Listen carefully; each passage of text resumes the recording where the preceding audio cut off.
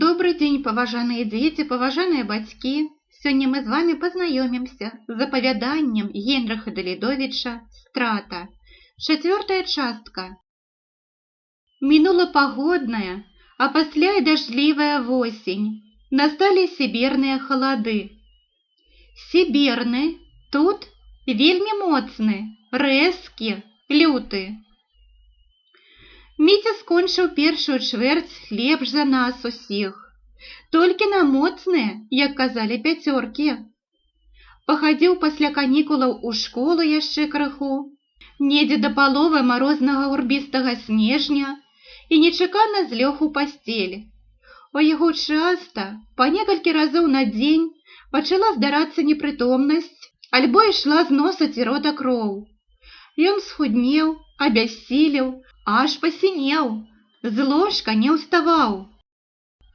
За восень я прывык да стрыманага, крыху дзікаватага, але шчырага суседа па парце. Дык цяпер кожны дзень прыходзіў да яго. Мы рабілі разам урокі, чыталі кнігі ці доўга гаварылі пра раней прачытаныя раманы і аповесці. Бывала, нават і спрачаліся. Кожны з нас па-свойму разумеў тое, што было апісана ў прачытанай кнізе. Найбольш хвалявалі нас кнігі Александра Дюма, Жюля Верна, Джеймса Купера, Марка Твена, Гарріет Бичерстоу, Майна Рыда, Чарльза Диккенса, Даніэля Дефо, Пушкіна, Толстога. А з нашых беларускіх пісьменнікаў аповесці Дрыгва Якуба Коласа, Міколка Паравоз Міхася Лынькова і ўсе творы Янкі Маўра. Гэта значыць, нас вабілі прыгоды, небяспечныя, але цікавыя падарожжы у незнаёмыя краіны, пошукі скарбаў, сутычкі з ворагамі, пагоні, подзвігі, высакародныя пачуцці, пазнанне свету, што быў далёка ад нас. Мы нават павыбіралі і прысвоілі сабе імёны, мянушкі герояў, што нам найбольш спадабаліся.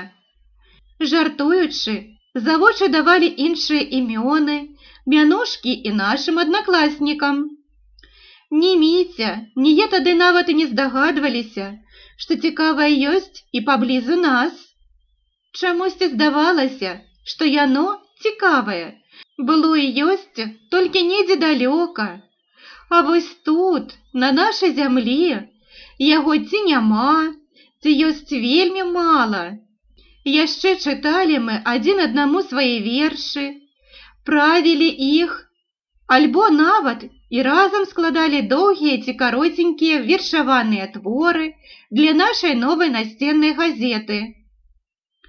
Трэба шчыра прызнацца, у Міці ўсё выходзіла хутчэй і лепш.